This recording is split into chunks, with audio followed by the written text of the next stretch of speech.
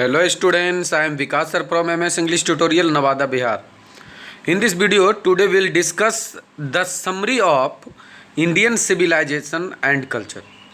My friends, in the previous video में हम लोगों ने इंडियन सिविलाइजेशन एंड कल्चर के 2 लेक्चर में हम लोगों ने इसका एक्सप्लेनेशन को देखा था और आज इस वीडियो में मैं इंडियन सिविलाइजेशन एंड कल्चर का समरी लेकर आया हूँ।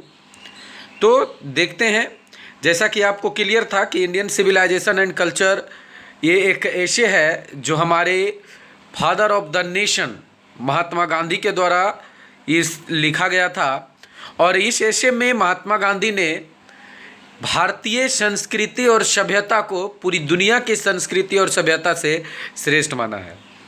तो फ्रेंड्स, आज हम इंडियन सिविलाइजेशन एंड कल्चर का आप लोगों के सामने मैं रख रहा हूँ समरी। तो देखते हैं my friends summary Indian civilisation and culture.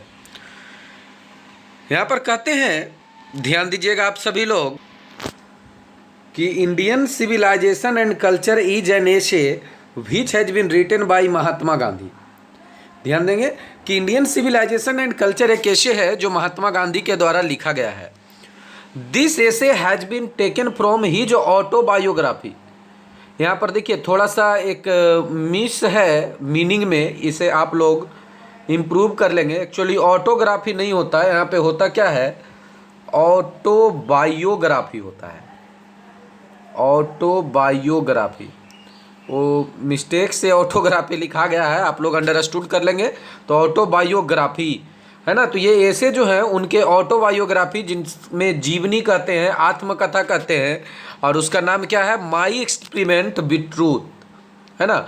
मतलब ये जो ऐसे लिया गया है ये उनकी ऑटोबायोग्राफी, जैसा कि मैंने बताया ऑटोबायोग्राफी। ध्यान रखिएगा इस बात का, मैं बार बार इसे जानबूझकर लिख रहा हूँ ताकि आप लोग अच्छे से अंडरस्टूड कर लो कि autobiography my experiment with truth से लिया गया है। ठीक है, it is all about the praises of our civilization and culture. और यह जो एसेज है वो हमारी सिविलाइजेशन और कल्चर की प्रशंसा है और कुछ नहीं। मतलब इस एसे में हमारे सिविलाइजेशन एंड कल्चर की प्रशंसा की गई है। तो किनके द्वारा? तो हमारे father of nation Mahatma Gandhi के द्वारा। ठीक है ना। चलिए, तो अब मैं बात करूँगा, है ना। तो देखिए क्या कहते हैं राइटर इसमें, कि in this essay Gandhi ji talks about the superiority of the Indian civilisation and culture. मतलब इस एशे में गांधी जी जो हैं वो इंडियन सिविलाइजेशन एंड कल्चर के सुपीरियरिटी के बारे में बात करते हैं, उसकी श्रेष्ठता के बारे में बात करते हैं, उसके सर्वोत्तम गुण के बारे में बात करते हैं। ठीक है, he says that our civilization gives value to performance of duty and observance of morality. Writer का मानना है, हमारे महात्मा गांधी का मानना है कि हमारी जो सभ्यता है वो ड्यूटी को परफॉर्म करने की वैल्यू देती है और मोरालिटी को ऑब्जर्वेंस करने की। तो ऑब्जर्व करने की मतलब क्या, कि भाई ड्यूटी प्रदर्शन करने की, ड्यूटी करने की वैल्यू देती है और नैतिकता का पालन करने की वैल्यू देती है। क्लियर है ना।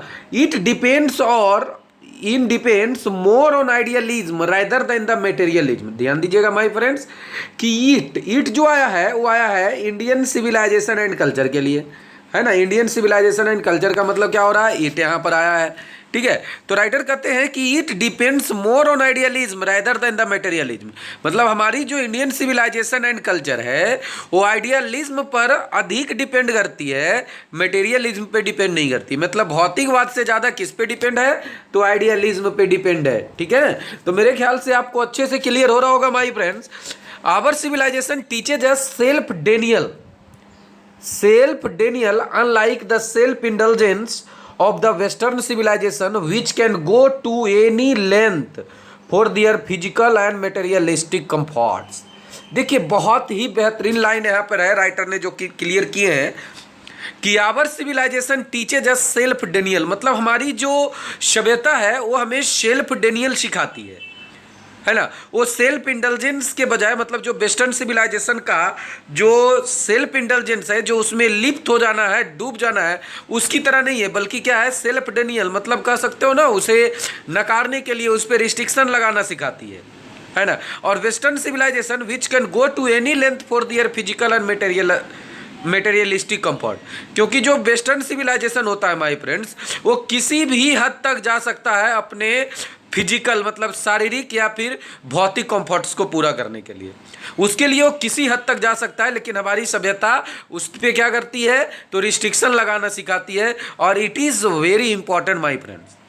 ठीक है, आगे देखिए, आगे कहते हैं कि Gandhi ji says that we should never indulge in our passions because they take us in difficult situation, कि हमें अपने पैशंस में, अपने जुनून में, अपनी महत्वाकांक्षाओं में बहुत ज़्यादा लिप्त नहीं होना है, बहुत ज़्यादा डूबना नहीं है। इंडल्ज का मतलब होता है उसमें डूब जाना, लिप्त हो जाना, समा जाना उसमें, और पैशंस का मतलब जुनून, महत्वाकांक्षाओं, इच्छाओं, जिसको आप विशेष कर सकते हो, तो उसमें नहीं डूबना चाहिए, हमें कभी नहीं डूबना चाहिए, क्योंकि वे यहाँ पे जो दे आया है वही पैशंस के लिए ही आया है माय फ्रेंड, कि ये जो दे है ना, कि वो जो पैशंस है वो हमें कहाँ ले जाएगी, तो डिफिकल्ट सिचुएशंस में ले जाएगी, जहाँ से हम कभी उबर नहीं पाएंगे।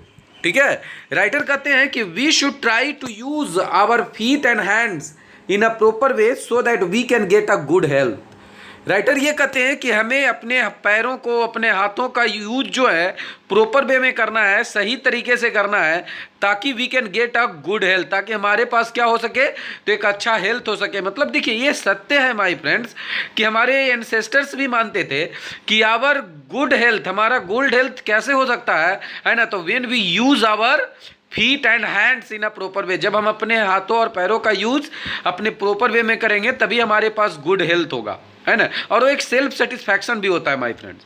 ठीक है, he further says that western civilization is not suited to us because it teaches us about material comforts which can make us slave.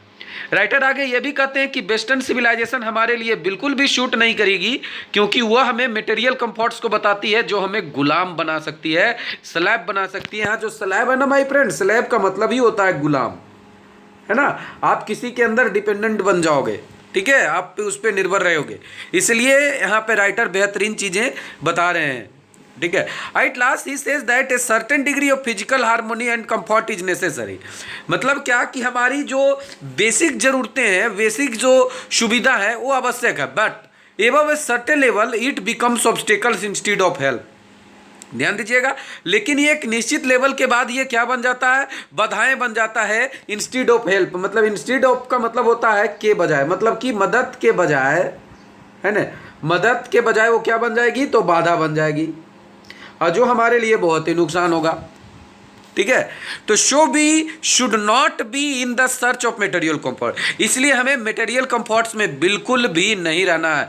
और we should take pride in our culture and civilization, हमें अपने culture और civilisation पे क्या होना चाहिए, तो गर्व होना चाहिए, because it has stood and pass the test of time, क्योंकि ये समय के अनुसार आज भी, समय के गुजरने के साथ आज भी क्या है, वो खड़ा है, जैसा का वैसा ही।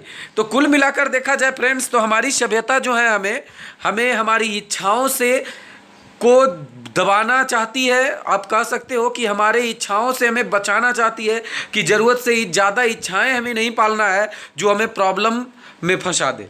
ठीक है, तो आई थिंक, है ना, आपको अच्छे से ये चैप्टर क्लियर हो गया होगा, समरी क्लियर हो गया होगा, है ना। All the very best, good luck, thank you, and if you like my videos, press the like button and share as possible and subscribe my channel.